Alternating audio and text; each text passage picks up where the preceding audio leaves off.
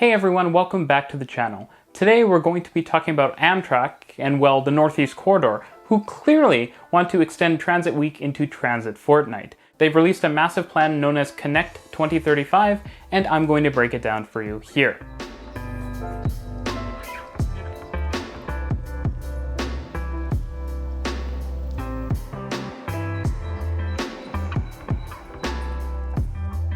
If you aren't already, consider supporting the channel on Patreon. When you do, you help support an independent Canadian creative, lots of transit news coverage and the like, and some crazy transit challenges, doing stuff like walking the entire length of Toronto's Yonge subway. So today's news takes us back to Amtrak, or more specifically the Northeast Corridor and the Northeast Corridor Commission, which is a group of the relevant states, the federal government, Amtrak, and the various commuter rail operators who operate on the Northeast Corridor. Now, the plan that's been released is known as Connect 2035, which lays out the path forward for developing the Northeast Corridor for roughly the next 15 to 20 years. Now, the plan lays out over 100 infrastructure projects which aim to improve the level of service, the speeds, the reliability, the resiliency, and the safety of various train operations in the United States Northeast Corridor between Boston, New York, and Washington, D.C. Now, a document has been released which breaks down the entire plan, but as it's almost 300 pages long, I decided to go through it for you so you don't need to. I'll leave a link to the report in the description down below. Now, it's important to remember that with a major plan like this, a lot of transit people, myself included, will have mixed emotions. On one hand, it's great to see governments and various transit agencies working together collaboratively and lots of money being funneled into public transit, achieving what are definitely some much needed upgrades. On the other hand, simply spending the money, despite what some transit advocates will suggest, will not fix our problems. We need to build good projects with the money we're spending. It's important to remember that a lot of spending does not correlate with a good transit project. The same as with electing a certain politician or building a certain project. A plan needs to bring all of these elements together to create something better than the sum of its parts. The proof will be in the pudding, and North American transit agencies have burned us before, especially with the Northeast Corridor. Now, the preface to the plan is that it would eliminate the state of good repair backlog on the Northeast Corridor, while simultaneously describing an efficient sequence of upgrades and construction projects which would take the corridor and bring it up to the levels we need to achieve the service goals we have. The cost of the plan is high at $120 billion, and even more concerning, $100 billion of that is completely unfunded. So you're probably wondering, what projects does the plan consist of? And they are the following. Major upgrades to stations at Providence, Stamford, Philadelphia 30th Street, Baltimore Penn, Washington Union Station, Boston South Station, and Wilmington Station, as well as a relocation of Hartford Station in Connecticut, and a ton of works on Penn Station, which should have you a bit concerned. For bridges, we have the Portal North and Sawtooth Bridge programs from Gateway, which have been sitting as YouTube videos for far too long and really need to actually get built, as with many of the projects that weren't even included as part of the Gateway program. There will also be work done rehabbing the Gunpowder River Bridge as well as the Bush River Bridge, while replacing at least 8 more major bridges, including the Connecticut River Bridge, the Susquehanna River Bridge, the Devon Bridge, and the Pelham Bay Bridge. Of course, there are also major tunnel works, including a full rehabilitation of the East River tunnels into Penn Station, a new B&P tunnel under Baltimore, which replaces the previous crazy 4-track plan, which would have included room for double-track diesel freight trains, and of course the new Hudson River tunnels, which will increase capacity into the west side of Penn Station, as well as provide redundancy and allow for the existing tunnels to be renovated by shutting them down and operating all services through the new tunnels. With all of this new infrastructure, which of course also includes things like tracks, signaling improvements, interlocking improvements, overhead wire improvements, as well as other stuff, the plan lays out a number of service improvements which we can expect. These sound really nice, but once you dig in deeper, you realize that the plan seems to be a little too focused on 9-to-5 commuters. Leave it to the North Americans to witness a global pandemic which destroys the 9-to-5 work week, and then develop a transit plan that will cost $100 billion, largely focused on the 9-to-5 work week. Of course, improvements to track and other upgrades are really valuable, but if we start adding a lot of triple track, well, that's going to lead us to a lot of problems, and that's what we've done in the past. Why is that? Well, triple track points you towards a lot of bad service patterns. If you're operating bidirectionally across 3 tracks, well then the 3rd track is incredibly inefficient in its use because it's operating like any single track railway. You're going to have passing loops and the like, and if you already had 2 tracks that were fully utilized, certainly you want a bigger increase than what 1 track will provide. Of course, that's also incredibly inefficient. As your frequency increases, the efficiency of single track operations massively decreases. On the other hand, if you want to efficiently use that single 3rd track, well, you'll be operating all trains in one direction for a large period of the day. AKA, you'll be operating typical North American commuter trains. And the problem with this is that now all your trains end up in one location and you have to move them all back, which means that you get that classic North American service pattern where you run all the trains into the city in the morning and you run them all back out in the night. Essentially, triple track is typically going to lead to a bad service pattern, in sort of the same way you might see with a lot of branches, for example. You create a situation where the infrastructure pushes you towards a service pattern that is not good. Now, the way this is laid out in the plan is that a larger number of locales will be within the sort of super commuter shed of the various large northeastern cities. This might make sense actually if work from home is a bigger thing and people decide, hey, I can live a little farther outside of the city and commute into work only a few days a week. But this doesn't line with the fact that new services are overwhelmingly peak oriented when they should be all day bidirectional. Of course, you can operate good express services with double or quad track, but with investments into more local hauled trains like we saw last week in Amtrak's announcement, we're pushing ourselves further and further into a corner where this isn't possible. So the question you're probably asking is, where are these newly expanded commuter sheds? Well, riders should now be able to easily commute into Philadelphia from Coatesville, Pennsylvania, as well as Trenton, New Jersey, into Boston from Wickford Junction and Providence, Rhode Island,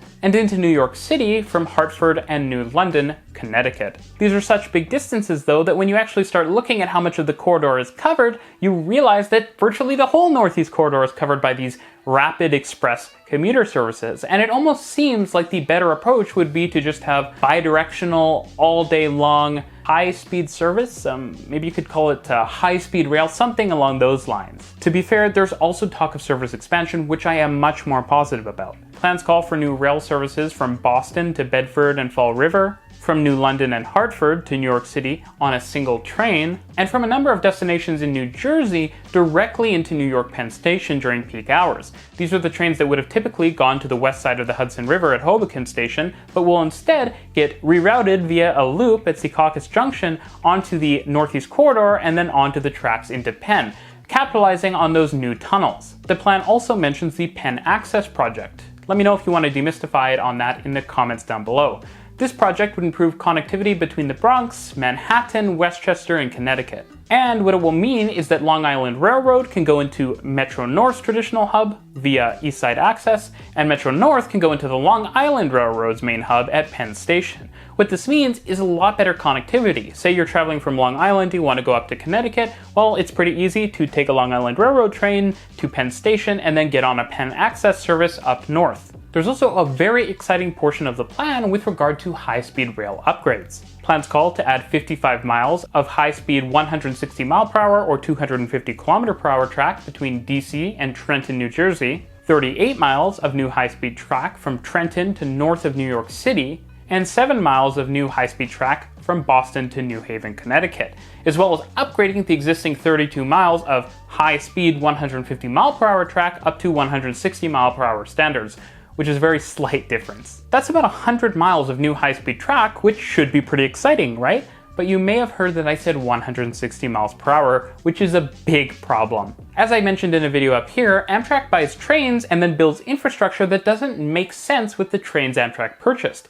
With the billions spent on the Avalia Liberty trains, which are capable of up to 220 mph, it makes no sense that Amtrak is focusing on only adding 160 mph track. Surely there are some locations on the Northeast Corridor where straight tracks would enable higher than 160 mph speeds, which makes sense because you just paid a ton of money for 220 mph trains. As I mentioned in my earlier video, if you're going to waste the fact that we have 220-mile-per-hour trains, you should have just bought slower trains or electrical multiple units that can accelerate faster between stops, since actually getting to top speed is more important than the actual top speed when you're making a lot of stops. The arbitrary limit of 160 miles per hour makes no sense, especially when you have trains capable of going to 220. If you have a straight section of track, there is no reason not to push them faster. This is why I'm not of the give Amtrak more power, more money, and more track rights, and they'll fix all of our problems point of view. This is a corridor that Amtrak has control over, and they're making very bad decisions planning-wise. There are other things that concern me in the plan as well. Rail is often referred to in the plan as a mode for people who don't have a car, which is exactly the type of view I'd expect from North American transit agencies. This isn't progressive thinking, and when you think this way, you justify things like only doing 160 mile per hour track, because if people have literally no other good options, well, 160 miles per hour will be enough. A good transit system should attract all riders because transit is more convenient than driving. Even if I have a car in my driveway, you should convince me that the transit system is a better option, and that's something we see in places like Toronto. Even people who own cars frequently take transit here because it's a great option. The same needs to be true of the Northeast Corridor. Now, to be fair, there are some good elements of the plan. Construction works are actually laid out so that related projects can take place one after another, meaning that you don't need to reclose sections of track to do different projects.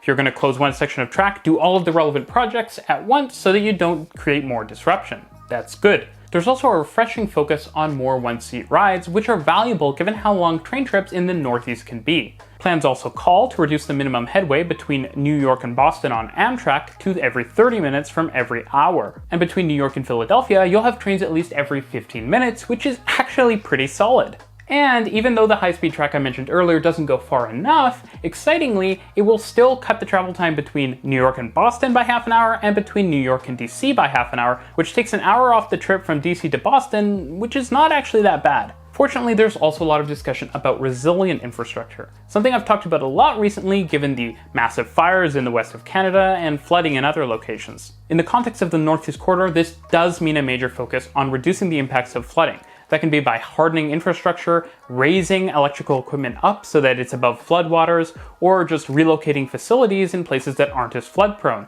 This also considers the impacts of sea level rise on future flooding, so things like bridges are raised higher to account for future sea level rise. There's also mention of adding constant tension catenary, which shockingly didn't already exist across the corridor. Constant tension catenary is used to keep the catenary at a constant tension by using weights or springs and pulleys to keep the catenary tensioned even when the heat increases and the wire becomes longer. Of course, there's also the major expansion of Penn Station, which I talked about in a video up here and which is not good. Massively expanding the station to include more dead-end tracks does not do nearly enough to improve capacity. Reforming operating patterns, widening the existing platforms, and redesigning the existing Penn Station for better through running not only would improve long-distance Amtrak services, but would allow for really high-quality regional rail services in the New York metro area. That, including the connection being made at Secaucus Junction, could create a really dramatically improved regional rail network should we build it.